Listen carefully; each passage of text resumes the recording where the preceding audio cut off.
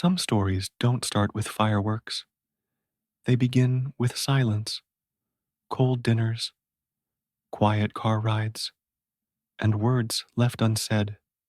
Tonight, we share a story about a father who didn't know how to say, I love you, but ended up proving it in the most selfless way possible. This is a story about silence, sacrifice, and second chances. You're listening to He Gave Me Life, twice. Let's begin.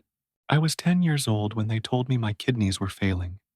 At first, I didn't really get it. I thought it meant I had to take some pills and skip gym class. Sounded like a pretty sweet deal. But then came the hospital visits, the blood tests, the way my dad stopped buying snacks and started looking like he hadn't slept in weeks. By 12, I understood. My body was slowly giving up on me. I didn't grow up in a warm house. Don't get me wrong, it wasn't cold either. It just didn't have much room for softness. My mom died when I was 6, taken by a cancer that came fast and left a silence even louder than her laughter. After that, it was just me and Dad. He worked construction, came home late, hands always rough, voice always low. He wasn't cruel, just distant, like someone who never learned how to speak the language of comfort. He made dinner, paid the bills, checked my grades, but he never said, I love you, never hugged me, unless it was my birthday. And even then, it felt like two planks of wood knocking together. When I started getting sick, I thought maybe that would change. It didn't.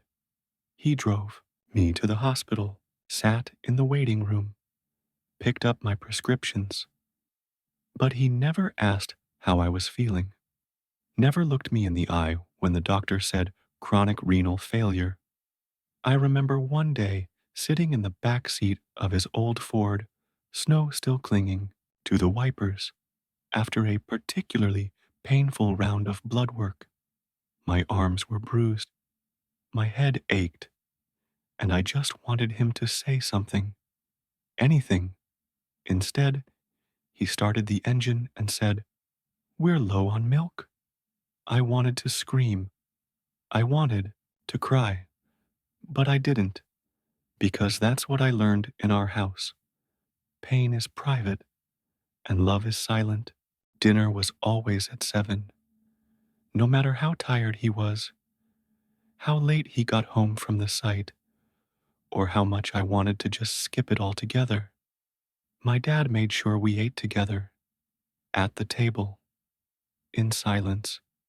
The only sounds were metal against porcelain, forks clinking, knives scraping, sometimes the low hum of the kitchen fan, or the faint echo of a hockey game playing on the old TV in the next room.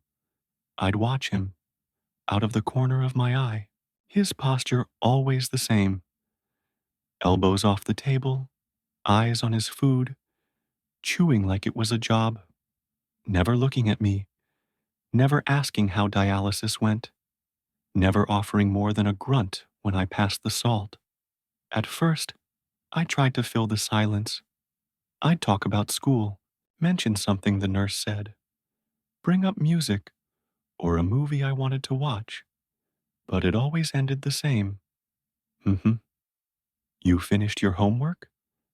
Pass the pepper. So I stopped trying. The silence became normal, expected, comfortable, even in a twisted sort of way. Like we were both playing a part in a play with no lines. But one night, it all cracked. I had just come back from another round of dialysis. My arm ached.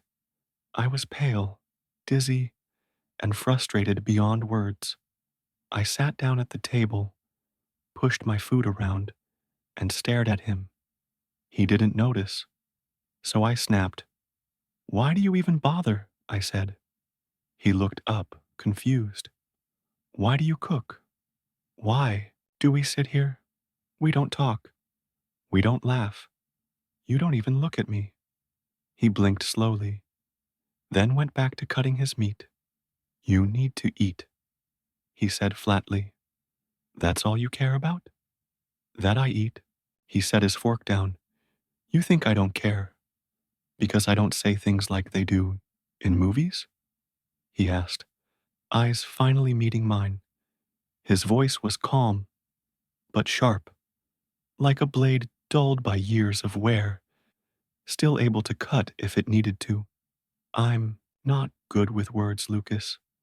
Never have been. But don't confuse silence with absence. I didn't know what to say to that. Maybe because I didn't believe him. Maybe because a part of me wanted to. But the damage had already been done by years of saying too little, too late.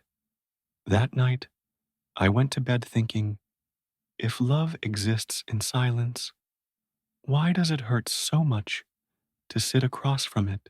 By the time I turned 17, my body had become a blueprint of pain. Every vein was mapped out by needles. Every organ groaned under the weight of survival. I was tired, not just physically, but somewhere deeper. The kind of tired that lives in your bones. The kind that doesn't go away with sleep. My name had been on the transplant list for almost a year. Each month, the doctor's words got a little more careful. Each appointment, Dad's silence got a little heavier. At night, I'd lie in bed and stare at the ceiling, trying to imagine what it would feel like to be free. We were told the average wait time in Ontario was over 2 years. Mine had already felt like a lifetime. One night, after dialysis, I stood in the kitchen while Dad reheated leftovers. I wish it was Mom who stayed, I said. He froze. Then, after a long silence, he muttered, So do I. I stormed off. The next morning, I skipped my meds. Quietly, willingly. Later that week, Dr. Kim called us in. There's still no match, she said, voice gentle, too gentle, like she was afraid of breaking me with truth. Dad didn't say a word, just sat with his arms crossed, staring at the floor. That night, I whispered into the darkness, I don't think I'm going to make it to 18. Dad left the house 2 days after that appointment. He didn't say much, just muttered something about needing to take care of something and drove off early in the morning. I didn't think much of it at first. He often took long shifts or helped out friends with side jobs, but he didn't come back that night or the next. By the second evening, I started to worry. It wasn't like him to vanish, but I tried not to overthink it. The next morning, Dr. Kim walked into my room. She sat beside me and said, Lucas, we've found a donor. What? Anonymous match. All the testing was done this week. Surgery can be scheduled for tomorrow. The timing, the suddenness. I thought of Dad, but I pushed the idea away. Too ridiculous. I was wheeled into surgery the next morning, whispering, Whoever you are, thank you. I woke up sore, groggy, but alive. Then Dr. Kim said, The donor's recovering. Well, they're here. The door opened. Dad walked in, IV in tow. Pale, exhausted. It was you, I said. He nodded, sat beside me, took my hand. You're gonna be okay, kid. I couldn't sleep that night. Even with the painkillers dulling everything, below my ribs, my mind kept spinning. My chest felt tight, not from the incision, but from the thousand things I never said. 1,000 things I thought I knew, and didn't. He sat in that hospital chair, like he had nowhere else in the world to be, not asleep, not restless, just present. Why? I finally whispered. He looked at me, that same steady, unreadable gaze. Then he said softly, "Because you're my son." I swallowed hard. "But you could have died. You still could. One kidney." He gave a dry chuckle, half tired, half amused. "I've lived most of my life already. You haven't even started yours."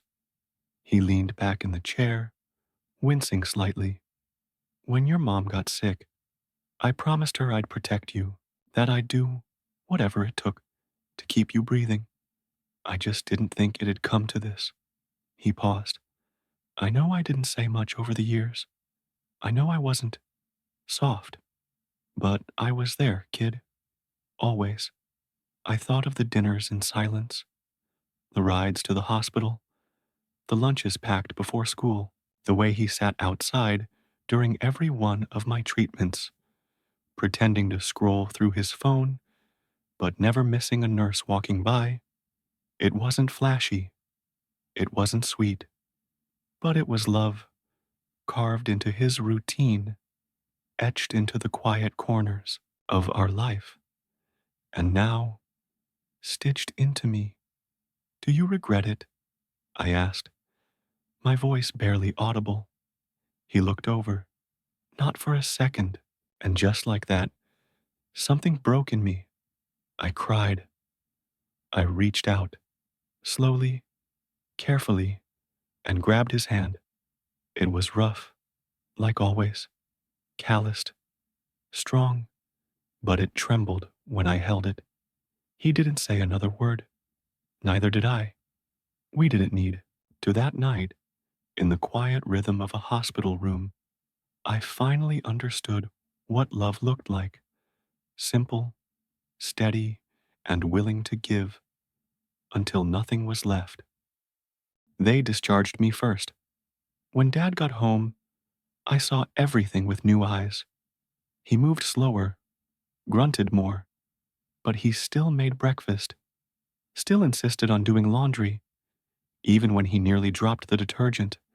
One day, I overheard Nurse Clara whisper to another staff, "That man? He never left the hallway. Said he'd give both kidneys, if he had to." Another time, our neighbor Mr. Singh said, "Your dad once sold his truck for your meds. Wouldn't even let me pay him back. Said pride doesn't matter when it's about his boy." Piece by piece, the man I thought I knew unraveled into someone I never really saw. And one night, I caught him trying to pour himself a glass of water. His hands were trembling. I walked over, took it from him, and helped him sit. "You're allowed to be soft," I said. He looked at me, tired, surprised, but calm. Then I hugged him, and for once, he hugged me back. 1 year later, we were different. He read more, slept more, smiled more. I started pre-med. Sometimes he'd wait for me in the car outside campus, sipping from a Tim Hortons cup like he used to when I was a kid. He still ordered a double-double, even though the doctor told him to cut back on sugar. One Sunday, we went for a walk in High Park. Leaves rustled under our feet. He shuffled along slowly, but steadily. I asked, "Would you do anything differently?" He looked out over the lake. "Maybe talk more, hug more, but not the big stuff. If I changed anything, you might not be here."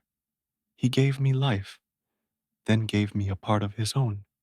Now it's my turn to live, to give, to show up for others and for him. We stopped at Tim Hortons on the way home. He ordered a double-double like always. No words, just warmth. "You didn't just give me a kidney, Dad. You gave me a future, a powerful, real life inspired narrative for fans of emotional storytelling, family sacrifice, and podcast style dramas. Don't forget to subscribe to Silent Wounds, stories for more true life stories that speak to the soul.